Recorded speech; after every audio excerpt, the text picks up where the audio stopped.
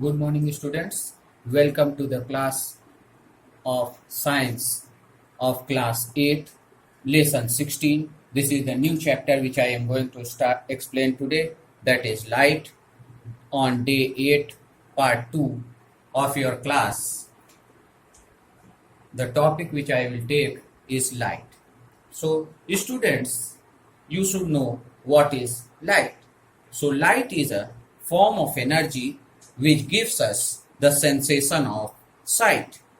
Sensation of sight means that the light helps us in seeing the various objects which are present around us. Next, sources of light. There are two sources of light. One is natural source like the sun, star and fireflies, whereas second source of light is man-made light, that is like the candles, tube light, lamps and bulbs. So these are the two sources of light. One is natural source of light and another is man-made source of light. After this, you should also know, I will tell you, that is what are luminous bodies or luminous objects. Luminous bodies or objects are those which emit their own light. That means they give their own light. They are not dependent on any other thing for their emission of light.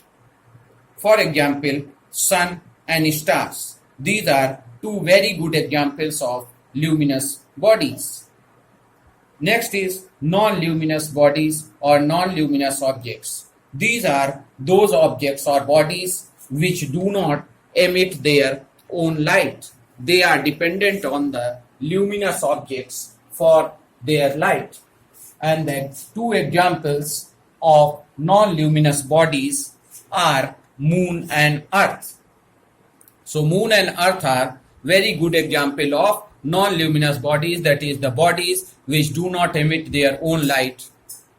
Next is, every one of you should know what is the importance of light or what role the light plays in the life of every living organism. First, I will discuss about human beings. We all see that in the absence of light, we are not able to see the objects and various things which are present around us. So light is helping the human beings and other living organisms to see the various things which are present around them. Next, for plants, as you know that the plants synthesize their food during the process of photosynthesis, and during that process the sunlight is very much essential. So like this, the plant is playing very important part in the life of the plants. Third is animals. Animals' life habit or is also affected by the light.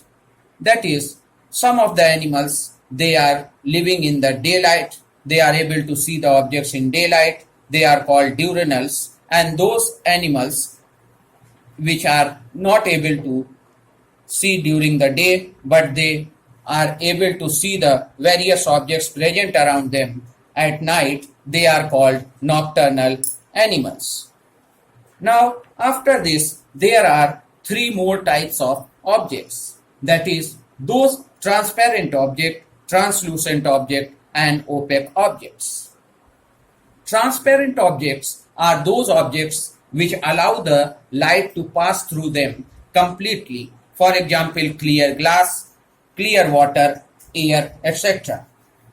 Next is translucent objects. Translucent objects are those which allow the light to pass through them partially. It means that the whole light which is falling on the translucent object does not pass through it. Only some part of that light is passed through the translucent objects. For example, flint glass and butter paper.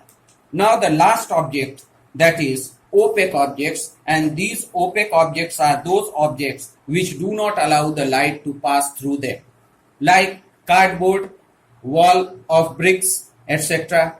Students, Thank you and have a nice day. Stay healthy, stay at home, and help in fighting against the COVID-19.